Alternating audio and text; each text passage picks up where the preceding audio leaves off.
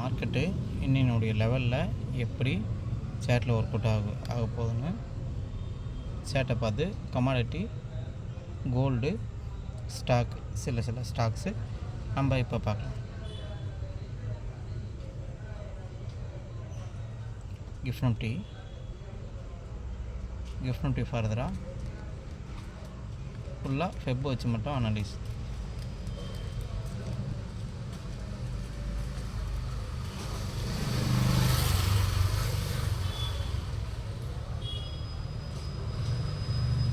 இப்போ மந்த்லினுடைய ஹையை அதை தாக்க பிடிக்க முடியல. காலையிலுடைய லெவலில் வந்து வீக்கினுடைய ஹை, அதாவது போன வாரத்தினுடைய ஹையை இதை மேலே பிரேக் அவுட் பண்ண முடியல.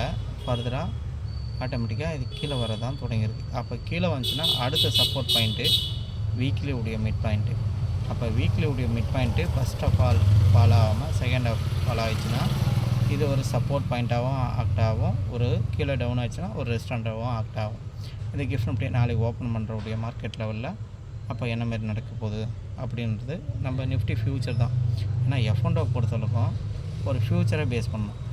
அதே மாதிரி இதை லைட்டாக பார்க்கும்போது ஒரு 3 ஹவரில் ஒரு லைட்டாக ஒரு ஹெட் அண்ட் ஷோல்டர் பேட்டர்ன் மாதிரி லைட்டாக உருவாயிருக்குங்களா.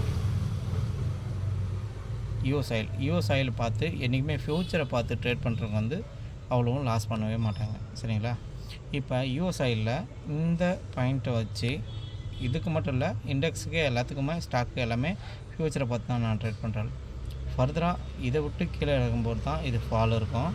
இப்போ இங்கே போச்சுன்னா இந்த ஒரு மாதத்துக்கு உண்டான 50%, இப்போ இந்த ஒரு மாதம் நடந்திருக்குல்ல இந்த டேட் வரைக்கும் 15 டேட் வரைக்கும் அதுக்கு உண்டான மிட் பாயிண்ட்டு. இந்த மிட் பாயிண்ட்டு ஒரு ரெஸ்டாரண்ட்டாக ஒர்க் அவுட் ஆகும். இது வீக்லி உடைய மிட் பாயிண்ட்டு, ஒரு வாரத்தினுடைய மிட் பாயிண்ட்டு. அந்த மிட் பாயிண்ட்டுக்கு அப்புறம் இது ஃபால் ஆச்சுன்னா ஃபர்தராக ஃபாலு வீக்லியோட லோவுக்கு நியர்பையில் இருக்கும். அப்போ இது வந்து ஃபால் பெருசாக நடக்க தொடங்கும். அப்போ ரெஸ்டாரண்ட்டில் மேலே பிரேக் அவுட் பண்ண முடியல, ஃபால் ஃபர்தராக இருக்கும். அதுக்கப்புறம் நிஃப்டி பாருங்கள், இங்கே ஓப்பன் ஆன ஒன்றுங்க ப்ரீவியஸ் டே உடைய ஹைக்கு மேலே ஓப்பன். இப்போ பண்ணுறேன் பாருங்கள். இப்போ ஃபர்தராக இந்த ஃபெப்பு போட்டு அனலைஸ் பண்ணி காட்டுறேன். இப்போ ஃபர்தராக ஓப்பன் ஆகும்போது அங்கே என்ன மாதிரி இம்பேக்ட் ஆகிருக்குன்னு பாருங்கள். ப்ரீவியஸ் டே உடைய ஹைக்கு நியர்பையில் ஓப்பன். அப்போ அங்கேருந்து ஃபர்தராக இது 50% கடக்க முடியல சைட்வே மார்க்கெட்டு. இந்த சைட்வே மார்க்கெட்டில் வந்து என்ன மாதிரி இம்பேக்ட் ஆக போகுது அப்படின்னும்போது நம்ம டெரிவேட்டிவ் பார்க்கலாம். அப்போ இந்த டெரிவேட்டிவ் என்ன சொல்ல வருது, 25,100 25,000 காலு புட்டு இவங்களுடைய க்ளோசிங் ப்ரைஸ் வந்து 45 ரூபா 46 ரூபா ஆக மொத்தமும் இது 90 ரூபா 100 ரூபான்னு வச்சுக்கோங்களேன். அப்போ ப்ளஸ்ஸு 100 ரூபானா 25,200க்கு மேலே போகாது, மைனஸ் பண்ணால் 25,000க்கு கீழே இது போகாது. அப்போ ரேஞ்சு கிடச்சிடுச்சு. இப்போ அந்த புட்டினுடைய பேனிக் ஏரியா அப்படியே மைனஸ் பண்ணுங்கள், புட்டினுடைய பேனிக் ஏரியா. அப்போ க்ளோசிங் ப்ரைஸ் 45 ரூபான்றது 50 ரூபான்னு இது பண்ணுங்கள். 25,050 வந்து புட்டினுடைய பேனிக் ஏரியா ப்ளஸ் பண்ணால் 25,150 புட்டினுடைய புக்கிங் ஏரியா, புட் ரைட்டருக்கு உண்டான புக்கிங் ஏரியா. அதேமாதிரி பேங்க் நிஃப்டி லைட்டாக அப்படி பார்த்துட்டு வந்துடலாம். என்னை பொறுத்தளவுக்கும் இண்டெக்ஸில் வந்து நிஃப்டி ட்ரேட் பண்ணுறத விட பேங்க் நிஃப்டி ட்ரேட் பண்ணலாம். அப்போ இதில் பாருங்கள் 55,000 அதில் நிஃப்டியில் என்ன சொன்னால் ரெண்டினுடைய க்ளோசிங் ஃபஸ்ட்டினுடைய, அதாவது வந்து ஒரு ஓட்டப்பந்தயத்துலேயோ சரி தான், எந்த ஒரு இதுலையும் சரி தான், ஃபஸ்ட்டு செகண்டுக்கு தான் இம்பார்ட்டன்ட்.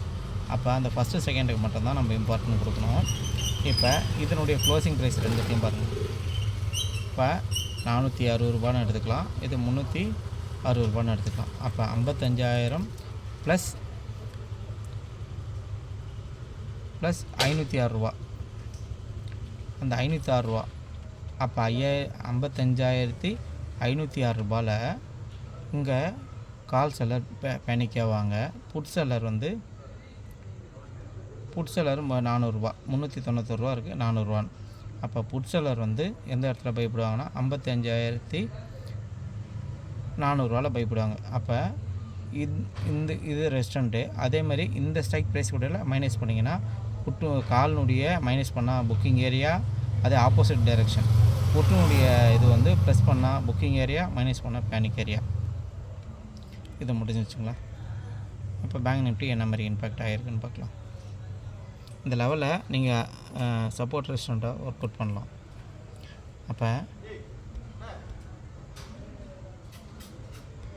அப்போ 4 நாள் அப்போ இந்த மாதத்தினுடைய ஹை, அதாவது வீக்கினுடைய ஹைக்கு மேலே இது சப்போர்ட் எடுத்துகிட்டு அதை வந்து கட் பண்ணாமல் இருக்குது. அப்போ ஃபர்தராக ஃபாலுன்னு எதிர்பார்க்கும்போது எந்த இடத்துல ஃபால் ஆகும்?